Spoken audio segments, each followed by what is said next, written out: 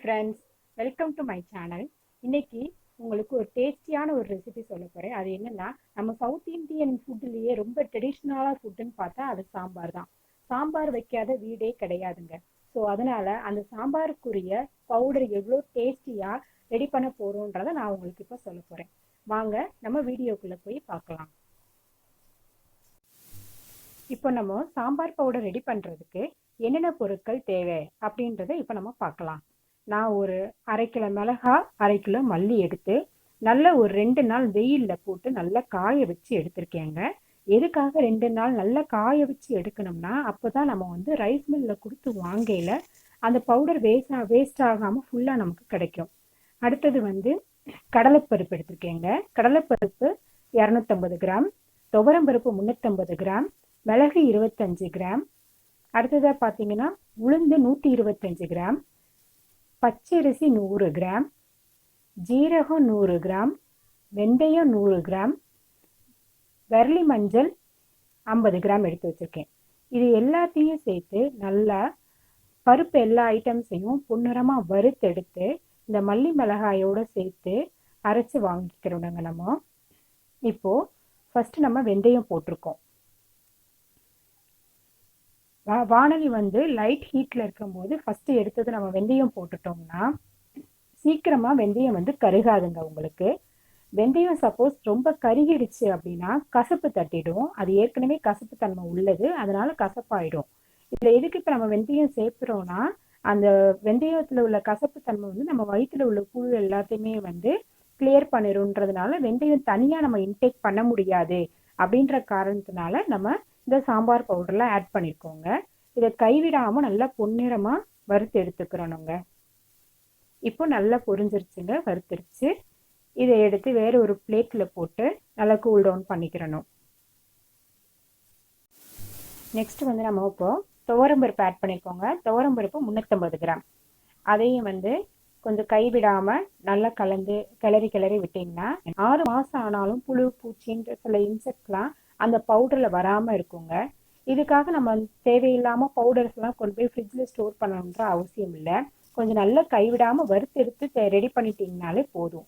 எதுவாக இருந்தாலும் நம்ம வீட்டிலேயே வந்து கொஞ்சம் ரெடி பண்ணி நம்ம சாப்பிட்டோம்னா நம்ம செஞ்சோன்ற சந்தோஷமும் கிடைக்கும், அதே நேரத்தில் நல்லா குவாலிட்டியாகவும் இருக்குங்க நமக்கு. இப்போ கொஞ்சம் நல்லா வறுத்துருக்குங்க பாருங்கள். அந்த பொன் நிறமாக கோல்டன் கலரில் மாறி இருக்கு பார்த்தீங்களா. கொஞ்சம் அதே நேரத்தில் நமக்கு கொஞ்சம் ஸ்ட்ரென்த்தாகவும் இருக்கும். ஏன்னா லேடிஸ்க்கு பொதுவாகவே ஸ்பைனல் கார்ட் ப்ராப்ளத்துக்கு உளுந்தங்கஞ்சி, உளுந்தங்களி இந்த மாதிரி நிறையா இன்டேக் பண்ண சொல்லுவாங்க ஆஃப்டர் 30 இயர்ஸுக்கு மேலே.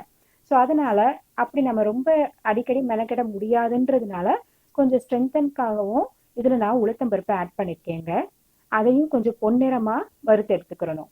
இப்போ நல்லா உளுத்து வருந்திருக்கு. அடுத்தது நான் மிளகு ஜீரகம் 2ஐயும் ஒன்றாவே போட்டிருக்கேங்க. ஜீரகம் 100 கிராம், மிளகு 25 கிராம்.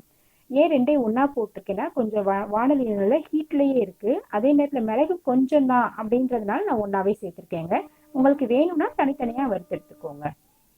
மிளகு சீரகம் நல்ல வாசம் வர ஆரம்பிக்கும், அதே நேரத்தில் பட்டு பட்டுன்னு வெடிக்க ஆரம்பிக்கும் மிளகு. ஸோ அந்த ஸ்டேஜில் நீங்கள் மாற்றி வைக்கலாம்.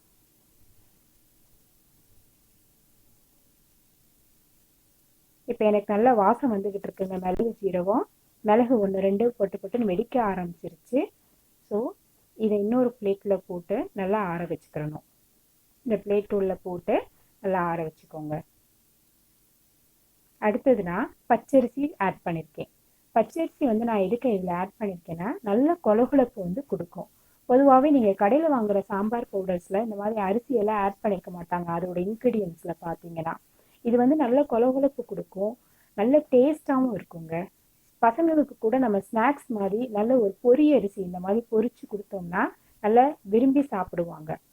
ஸோ இது இப்போ நல்லா பொரிஞ்சிருச்சு. இதை எடுத்து அந்த பிளேட்டில் சேர்த்துக்கோங்க. அடுத்தது லாஸ்ட்டாக நான் கடலைப்பருப்பு போட்டிருக்கேங்க. கடலைப்பருப்பு வந்து 1/4 கிலோ போட்டிருக்கேன். கடலைப்பருப்பு லாஸ்ட்டாக போட்டிங்கன்னா தான் தவா வந்து நல்ல ஹீட் ஏறி போயிருக்கும், சீக்கிரமாகவும் வறுக்கலாம். இந்த பருப்பு வந்து நல்ல கனமான பருப்புன்றதுனால கடைசியாக போட்டு நம்ம பொறுமையாக வறுத்து எடுத்துக்கலாங்க. நல்ல ஹீட் ஏறணும், இந்த பருப்புலேயும் நல்ல ஹீட் ஏறி நல்லா பொறுன்னு பொரிஞ்சு பொன்னிறமாக மாறணுங்க. ப்ரௌன் கலர் ஆயிருக்கு பாருங்கள். இப்போ அந்த பிளேட்டில் ஆற வச்சுருங்க. எல்லா பருப்பையும் ஒன்றா சேர்த்து போட்டு ஆற வச்சு எடுத்துருங்க. இதில் வந்து எனக்கு கட்டி பெருங்காயம் கிடைக்கல. 20 கிராம் எல்ஜி கட்டி பெருங்காயம் உங்களுக்கு கிடைச்சிச்சுன்னா அதையும் வாங்கி இந்த மல்லி மிளகாய் காய வைக்கிறதோட சேர்த்து காய வச்சு எடுத்துக்கோங்க. அதை நல்லா காய வச்சு எடுத்துட்டிங்கன்னா அதில் உள்ள ஈரப்பசை போயிடும். அதே நேரத்தில் விரலி மஞ்சள் பெருங்காய கட்டி ரெண்டையும் நல்லா தட்டி இந்த ஐட்டங்கள் எல்லாத்தோடையும் சேர்த்து மிஷினில் அரைச்சி வாங்கினீங்கன்னா நமக்கு சுவையான சாம்பார் பவுடர் ரெடி ஆகிடுங்க. மோஸ்ட்லி முடிஞ்ச அளவு கட்டி பெருங்காயம் சேர்த்துக்கோங்க. ஏன்னா எல்ஜி பெருங்காயத்தூளில் வந்து மைதா ஆட் பண்ணியிருப்பாங்க. அதனுடைய பாக்ஸில் பார்த்தீங்கனாலே தெரியும் மைதா ஆட் பண்ணியிருப்பாங்க. ஸோ நீங்கள் அதை யூஸ் பண்ணாமல் எல்ஜி கட்டி பெருங்காயம் நீங்கள் யூஸ் பண்ணிக்கோங்க. யூஸ் பண்ணிவிட்டு இந்த மல்லி மிளகாய் எல்லாத்தோடையும் சேர்த்துமே அரைச்சி எடுத்துட்டிங்கன்னா சுவையான சாம்பார் பொடி வந்து நமக்கு தயாராகிடும். இப்போ நான் மிஷினில் கொடுத்து நல்லா அரைச்சி வாங்கி வச்சுருக்கேங்க. நமக்கு இப்போது ட்ரெடிஷ்னலான சவுத் இந்தியன் சாம்பார் பவுடர் வீட்டிலையே நம்ம ரெடி பண்ணிட்டோங்க. எல்லா பொருளையும் நீங்களே வாங்கி உங்கள் கைப்படையே வறுத்து ரெடி பண்ணி பாருங்கள். நம்ம எவ்வளோக்கு எவ்வளோ இன்ட்ரெஸ்ட்டாக சமைக்கிறோமோ அவ்வளோக்குள்ள சாப்பாட்டில் ருசி சேருங்க. ஸோ இந்த ரெசிபி உங்களுக்கு பிடிச்சிருந்துச்சுன்னா கமெண்ட் பண்ணுங்கள், ஷேர் பண்ணுங்கள், சப்ஸ்கிரைப் பண்ணுங்கள். தேங்க்யூ.